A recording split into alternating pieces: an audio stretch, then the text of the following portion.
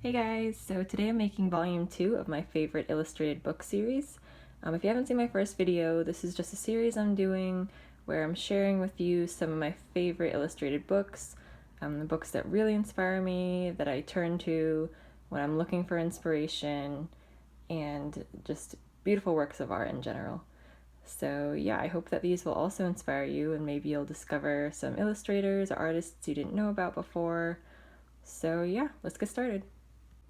So the real motivation for making this video was this book that I got in the mail yesterday.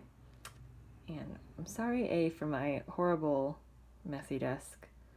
This is my art desk, so I hope other people's desks look equally as messy. And I'm also sorry for the light. We're having some crazy nice, but kind of veering towards a rainstorm weather right now, so it's going from sunny to like dark sporadically. So I apologize for that. Anyways, back to the book.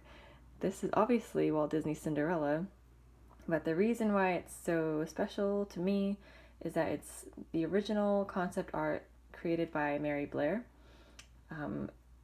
If you are a Disney fanatic like me, you probably know who Mary Blair is, and if you don't, you definitely should. She was one of the first She was like the first female concept artist, aside from, of course, the animators. But she worked very closely with Walt. Walt loved her work, and these were her concepts that turned into the movie.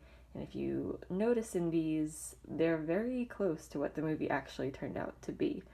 So her art is extremely whimsical, extremely colorful. She's really known for her use of color, which is probably one of the reasons why I admire her so much, because I'm awful with color. So anyways, let's take a peek. Oh, and this cover is really beautiful, and I don't know if you can see, but it has like, no, you can't really see. All these silver pieces are like that nice foil that shimmers. So this is the first page. This is one of my favorite pages in the book. I just love this. It looks like the classic Disney screens that pop up when you're watching the movie, with the like very theatrical music. And I absolutely love the font that she's done. It's so nice. I also really love this. One thing I've noticed throughout this book is, I feel like with modern day illustrators, when you're doing a story, it seems like they use the same color palette for each illustration. And if you'll notice, her color palette really changes from page to page, which I think is really cool. Like, let's see. Oh, this is one of my favorites. I love this illustration of the castle. It's so pretty. Yeah, like totally different colors, but she's so talented with making a good color palette and making colors work that you normally wouldn't expect to work together. One of my favorite things about this book, aside from that, is how much she uses green, because I personally never work with green. I think it's like a really hard color to work with, but some of the most beautiful pictures in this book were done using green. Like this, like I would never think to do that. And it just works so well. This one too. I hope you can see that it's green. Yeah, this one too. It's so beautiful. And she's very stylized and very whimsical and fun, and I just wish like I could capture more of that in my own work. Like I don't know. There's just something really awesome about it. And she also did the concept art for Peter Pan and Alice in Wonderland, and I am dying to get a hold of those books as well. So as soon as I do, I will definitely include them in a video. But I love Cinderella. I know in my last video I said that The Aristocats and 101 Dalmatians are my favorite movies in terms of illustration and animation, because I love Milt Kahl's animation style and like his use of line and stuff like that. But Cinderella is definitely my favorite movie in terms of like aesthetics. Like I love the color schemes, and I love like the castle and the carriage and just how fun everything is. So yeah, it's a really beautiful book. It was like, I think it's only like $12 on Amazon. The only thing I don't like about it is that the pages are glossy, and I feel like it doesn't really do justice to the illustrations. But minor inconvenience.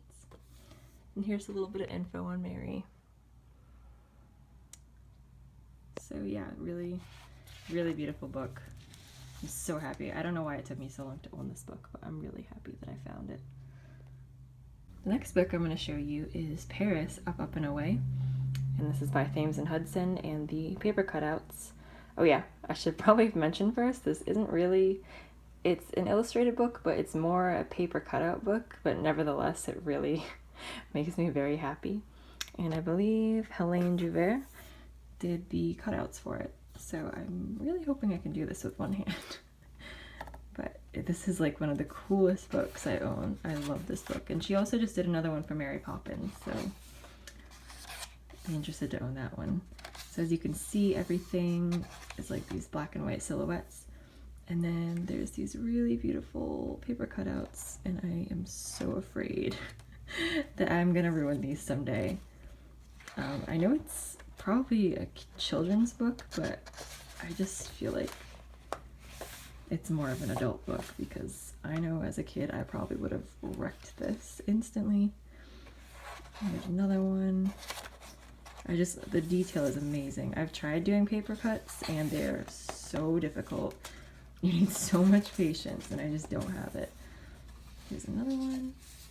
So basically this book is just showing, it's about the Eiffel Tower, and the Eiffel Tower is bored. So he wants to like be a tourist for a day, because everyone is always being a tourist to it.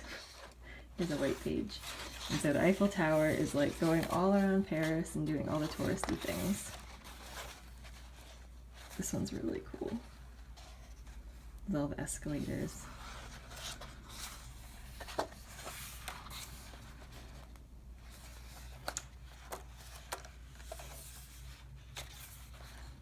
yeah, this book is just really beautiful. I really like silhouettes too, so it's really inspiring for me, even though I never work like that, but I just think that they're very interesting, and they're very, design-wise, they're very cool to look at. Here's the last one. Oh, this is very cool. I think this is sort of like a map of Paris. But yeah, this book is really cool, and the covers are like this really nice, hard, thick cardstock, which I really like also. So in my last video, I showed you guys Home by Carson Ellis, and I talked about how much I love her. So I'm not gonna go through the spiel again because she's amazing, and that's that.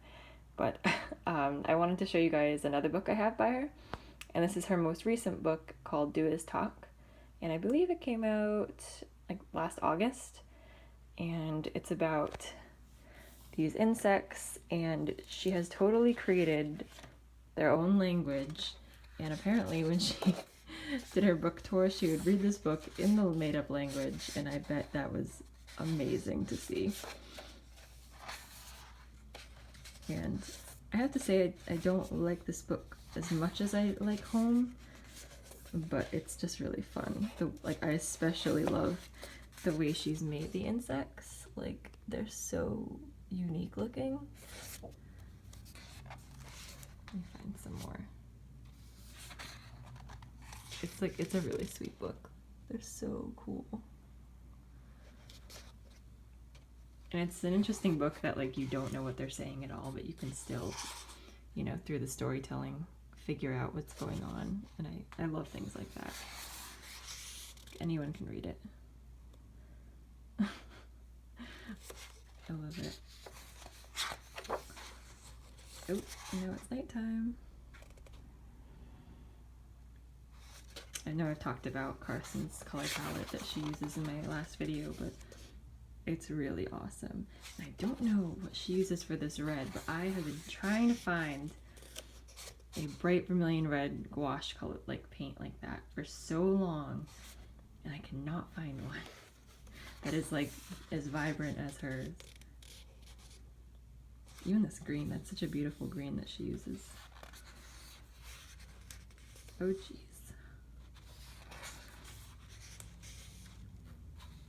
You can see like She has such a love for the theme of home and like building homes and creating homes in any environment.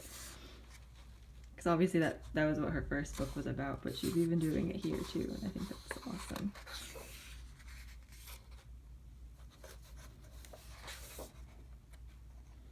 Yeah, just really, really beautiful.